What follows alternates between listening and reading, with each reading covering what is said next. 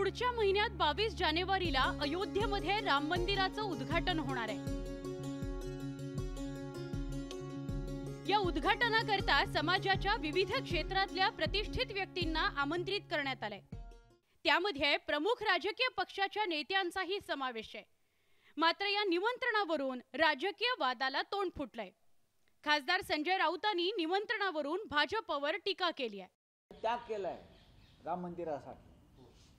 मग अडवाणी जे असतील, मुरली मनोहर जोशी असतील, उद्धव ठाकरे असतील, आम्ही सगळे असो, आम्हाला ते बोलवणार नाही त्याची आम्हाला खात्री आहे। ज्यांचं कोणतंही योगदान तिथे नाही त्यांचा तो सोहळा आहे, आणि ज्यांचं योगदान आहे राम मंदिराच्या लढ्यात त्यांना अयोध्येच्या सीमेवर सुद्धा ते येऊ देणार नाही।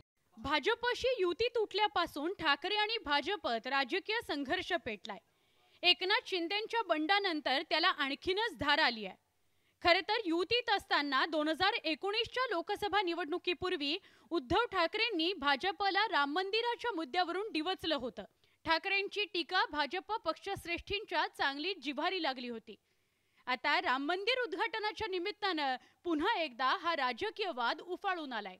दोन्ही बाजूंकडून एकमेकांना काटशह देण्याचा प्रयत्न केला जातोय। उद्धव ठाकरेचं फार योगदान आहे, कारण त्या राम मंदिरचं आंदोलन होत असताना ना तो कॅमेरा साफ करत बसलेला मातोश्रीच्या 3ऱ्या माळ्यावर। हो का नाही त्याला सांगा। उद्धव ठाकरे आणि राम मंदिराच्या आंदोलनाचं काडी मात्र संबंध नाही। हा जो तुमचा संजय राजाराम राऊत आहे तो एवढा नालायक आहे। लोकप्रभामध्ये असताना या राम मंदिरावरच्या विरोधात त्यांनी लेख लिहिलेले। एकीकडे निमंत्रणावरून उद्धव ठाकरे विरुद्ध भाजप असं शाब्दिक युद्ध रंगलं असलं तरी दुसरीकडे मंदिर ट्रस्टनं काँग्रेस नेत्या सोनिया गांधींना आमंत्रित केलेलं आहे। इसमें हमें जाने में क्या आपत्ति है, और सोनिया जी तो बहुत पॉजिटिव है इस मामले में।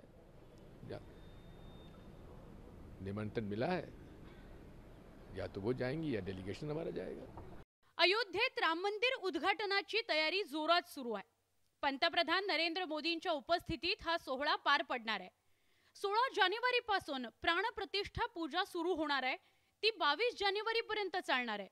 शंकराचार्य आणि साधू संतांसह जवळपास 6,500 व्यक्तींना मंदिर उद्घाटन सोहळ्याचं निमंत्रण देण्यात आलंय। मात्र या निमंत्रणावरून राजकीय पक्षांमध्ये मानापमान नाट्य रंगल्याचं बघायला मिळालं। Bureau report, news 18 Lokmat.